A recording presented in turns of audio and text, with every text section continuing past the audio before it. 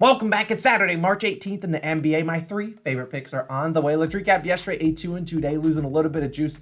And man, it should have been much better than that. Zach LaVine goes over. Trae Young and Stephen Curry get us 25 apiece. Brandon Ingram, he had 0 assists at halftime, ends with 6 on the dot, gets his final assist with about 2 minutes left in that game. And then Trae Jones, they randomly moved into the bench. His line actually went down, but he ended with 17 on the dot. Played enough minutes, just didn't shoot the ball well.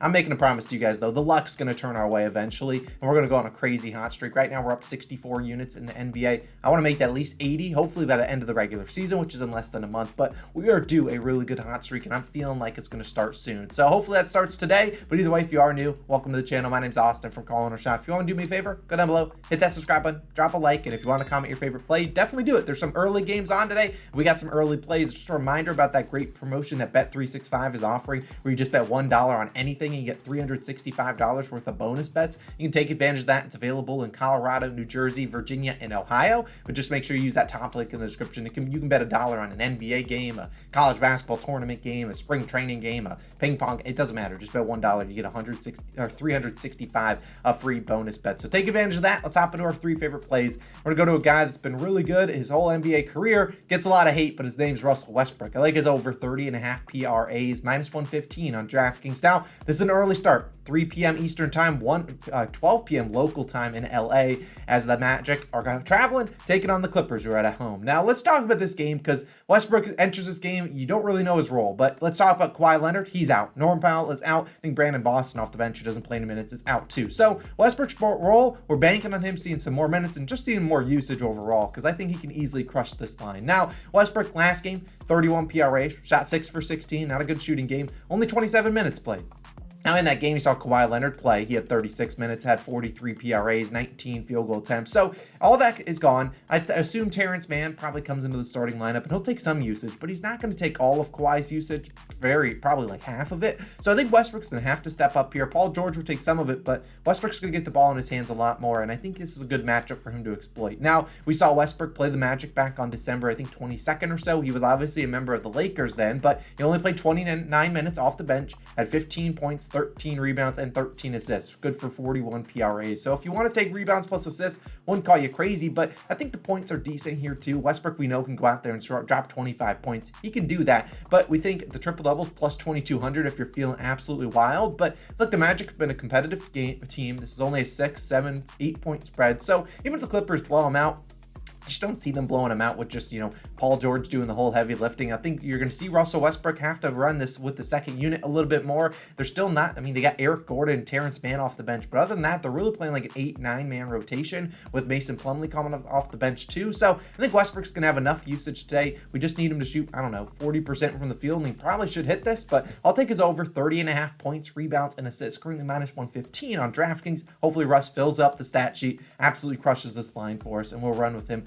Probably won't run with him again unless Kawhi Leonard's out, because he doesn't have as much usage once Kawhi is out. But we're really like Russ today. We're ride with him over 30.5 PRAs, points, rebounds, and assists. For an individual line, I probably lean his over an assist, probably the most. I just think he has the ball in his hands a little bit more today. Now, let's keep it moving, because that's an early start. Let's go to another game that this play is either going to be an absolute just steal, a gem to find, or it could absolutely blow up in my face. Let's talk about Buddy Hield. Over 7.5 rebounds plus assists, minus 113 on Caesars.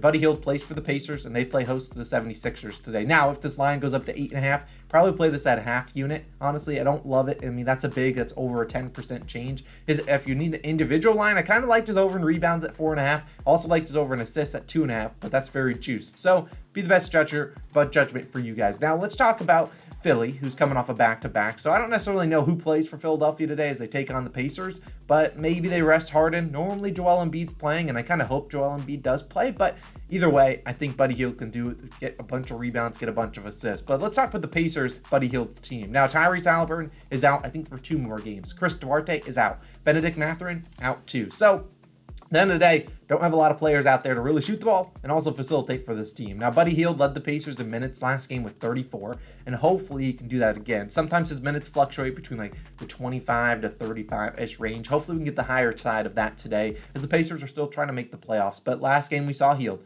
4 rebounds and 6 assists, good for 10. All we need is 8 today. He had 9 potential assists and 12 potential rebounds. So 21 potential rebounds and assists, and all we need is 8 today. Now, I'm not necessarily guaranteeing he has 21, potential assists and rebound chances today, but I think he has a good chance, and he has a great track record versus this team. Now, Hield's averaging 5 rebounds per game, 2.7 assists per game on the year, but he's played well versus Philadelphia since arriving in Indiana. In the 5 games since arriving as a Pacer, he had 16, 3, 12, 15, and 10 rebounds plus assists. So he's done really well facilitating for the team, but also grabbing a lot of rebounds. We think about who's going to defend this Sixers team. Now, assuming Embiid plays, you're going to have Miles Turner go out there and guard Embiid, which is good. Normally, Embiid's going to take Turner away from the paint, and I think Buddy Hield's not going to guard James Harden, probably doesn't guard Tyrese Maxey. They probably put him just on a guy in the corner, and maybe it's DeAnthony Melton if he goes into the starting lineup if Harden sits, but either way, I just think he's camping out in the corner, and he's going to be on the weak side for some rebounds. If Harden plays, he's not going to guard Harden, so he'll be on the weak side for those rebounds too. So I think we're going to see a guy like Hield step up, maybe get a lot of rebounds today. He get 8 rebounds alone, but I think he can also get a couple assists too, given that Halliburton's out. Nembhard will come into the starting lineup, but he doesn't obtain the same usage as a guy like Halliburton does. So we've seen Halliburton, when he's out, Hield steps up. Last 10 games without Hallie, he's averaged 5.6 rebounds per game, 3.6 assists per game. It's pretty solid. 9.2 rebounds plus assists, going over this line in 9 of his last 10 games with Halliburton sitting. You're looking at the over-under 234, so they're expecting a good amount of points. I saw a lot of people on the under. I wouldn't really take an under with Sixers on a back-to-back, potentially just saying, screw defense. We're just going to go all offense today, try to outscore you. I think this is a higher scoring game. Andrew Nembhard, like I said, probably doesn't get as many assists as Halliburton does. I think the ball goes into Hield's hands. He normally does shoot the ball better at home, so I don't hate his points, but I rather trust him to get some rebounds and assists. We'll take it over 7.5 rebounds plus assists. Hopefully this is an absolute chef's kiss, and he absolutely destroys the line, and hopefully he doesn't get like 3. But I really do think Buddy Hield has a good chance. Love the track record, love his stats without Halliburton. I just love this one. We're taking this over 7.5 rebounds plus assists, minus 113 on Caesars. Like I said, if it goes up to 8.5, I don't mind that at a half unit play. Obviously, that's a big change. There's a good chance he ends on 8. He does 8 a lot. So let's move on to my third and final play. It'll be the earliest start game. I think it's a 1 p.m. Eastern time start, and it's a Knicks versus Nuggets same game parlay. And we're just going to run this as a bankroll builder. Putting 1 unit on it, 4 legs. Let's talk about the 4 legs. Jamal Murray, 15 plus points. Julius Randle, 6 plus rebounds. Aaron Gordon, 10 plus points. And Nikola Jokic, 8 plus rebounds. Now, I'll talk about each of the legs, but currently plus 101 on FanDuel. Now, I would offer a DraftKings pivot, but DraftKings doesn't have any lines right now. Now, if you're on a book that's doesn't give you the odd numbers or even numbers for rebounds, Julius Randle, fine for him at 7. I'm fine with Jokic at 9 if that's where you have to go. I probably wouldn't want Randle for 8, probably wouldn't want Jokic for 10, but they probably will get that. Now, let's talk about each of these guys because we're putting all of them together, plus 101. This is kind of my rendition of the ladder challenge since we're not doing it. Maybe we bring it back on Monday, but this is kind of my way of testing the waters because I like this one. Like I said, starts early, so get this locked in. But let's talk about Jamal Murray first. First off, he's probably going over 20.5 points because given our luck, he didn't get the over last game, scored 19. We won't take it today, and he'll probably drop 25 because that's just how it works. But he's over 15 plus points in 22 of his last 25. He shoots way too many times to not get at least 15 points. I think the Knicks are decent. Not a great matchup for him, but not the worst matchup in the world. Should get a shot attempt. I don't think Jokic is a big night. I think the Knicks tried to take Jokic away, so I think Jamal gets his open looks. We'll take Jamal to get 15 plus points. Now, Julius Randle, 6 plus rebounds in 24 of his last 25. 6 plus rebounds in 18 of his last 19 versus Denver. Julius, we need 6 rebounds. Just go grab him. I think he can do that. And then Aaron Gordon. Honestly, I think Aaron Gordon might be the sketchiest leg here. 10 plus points, though, in 23 of his last 25. I think he'll get some open matchups either in transition or he will get them maybe, you'll get to the free throw line, get some easy layups. Also, Julius Randle, not the best defender. He will sometimes be a little bit lazy. So I think Aaron Gordon can luck his way into 10 plus points. It's not asking for a crazy big game from him, just 10 points, which he's done in 23 of his last 25. And then Jokic.